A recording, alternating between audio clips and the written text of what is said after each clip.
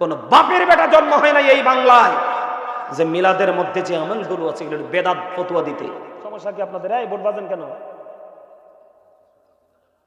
চুপ করে থাকেন, আমি শেষ করে যাবো। আর জীবনে না আমুনা নামও কইতাম না, যেহেতু খোসা একটা দিছে একটু কইয়া যায়। এই এখনকার যেই ইমাম সাহেবরা ফতোয়া দেয় বেদাত বলে, তারা কি ইমামতি করলে বেতন দেন না আপনারা?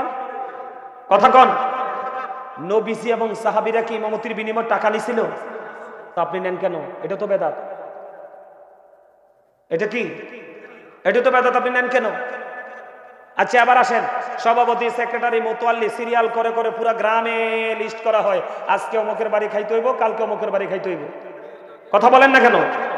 তো এই যে খানার যে লিস্ট আপনি করলেন, এই লিস্টের দলিল আপনি কই পাইছেন? কোন কিতাবে আছে দেখান আমারে।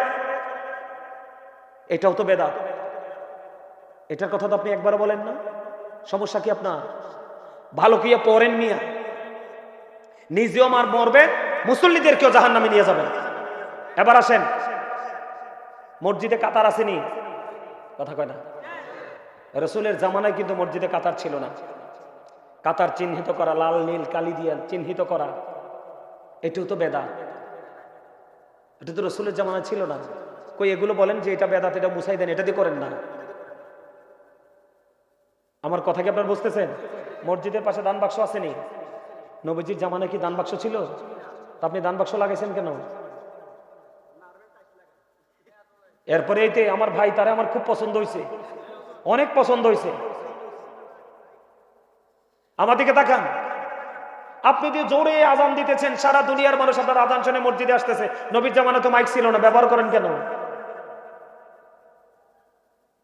আমি গাজী সুলাইমানকে ফোন করে দাওয়াত দিয়ে দিছেন, তখন কি ফোন আসছিল? তো এইটাও তো ইউজ করেন কেন?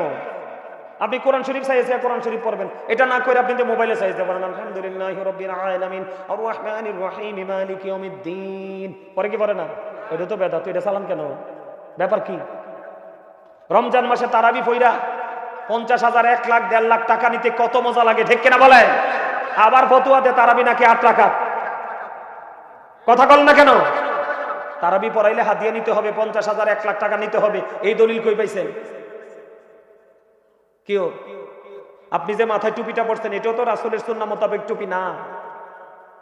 আপনি যে পাঞ্জাবিটা পরছেন, আপনার স্টাইলে আপনি পাঞ্জাবিটা পরছেন, এটাও তো ওই দিনের মতো না। তো এটি পরছেন কেন? এত বেদাত আপনার পকেটে নিয়ে, আপনি ওইগুলো চোখে দেখেন না।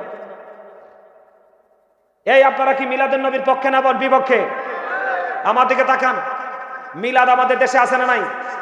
আরো জোরে। মিলাদ, মিলাদ মানে হলো নবীজির আগমন, জন্ম বৃত্তান্ত। কি মিলাদ মানে? কি মিলাদুন নবী মানে নবীজির আগমন, ঠিক না বলেন? তো নবীজির আগমনে আল্লাহ বলছে ফালিয়াফরাহু, তোমরা আনন্দ করো। কি করো? আরো জোরে বলেন না। আমি একটু বলবো, বিরক্ত হন? একটু বলার দরকার আছে নি? বলবো। আল্লাহ বলেছেন কুল বিফাদলিল্লাহি ওয়া বিরহমাতিহি ফাবিযালিকা ফালিয়াফরাহু হুয়া খায়রুম মিম্মা ইয়াজমাউন।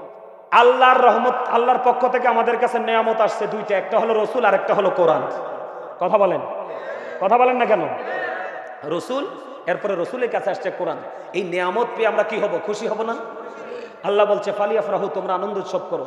লাভ হবে কি? হুয়া খায়রুম মিম্মা ইয়াজমাউন, এটা তোমাদের পুঁজি করা সম্পদ চাইতে উত্তম। এখন আমরা কি রসুলের আগমনে খুশি হইয়া কি গানের আসর করব, মদের আসর বসাবো, জুয়ার আসর বসাবো?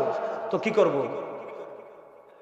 দুরুদ পড়ব, মিলাদ পড়ব, কিয়াম করব, জিকির করব, কোরআন তেলাওয়াত করব, গরিব দুঃখীকে খাওয়াবো। নবীজির আগমনে আল্লাহর পছন্দের কাজই তো করব। মিলাদে আমরা কোরআন তেলাওয়াত করি, এটা কি নাজায়েজ? দুরুদ পড়ি, এটা কি নাজায়েজ? এরপরে আপনার জিকির করি, এটা কি নাজায়েজ? কোন বাপের বেটা পৃথিবীতে জন্ম হয় নাই। মিলাদের মধ্যে যে আমলগুলো করা হয়, মিলাদ তো জাস্ট একটা শব্দ। কি মিলাদ? কি বাকি ভিতরে মিলাদ শব্দটাকে ইউজ করে, বাকি যা সব ইবাদত। কথা বলেন না কেন? অনেক কিছুই তো বলা যায়, আর ধরলে আবার বলবেন স্লিপ অফ টাং। তা আমরা কিভাবে ধরবো? ধরেও তো কিছু করা যায় না। কথা বলছেন?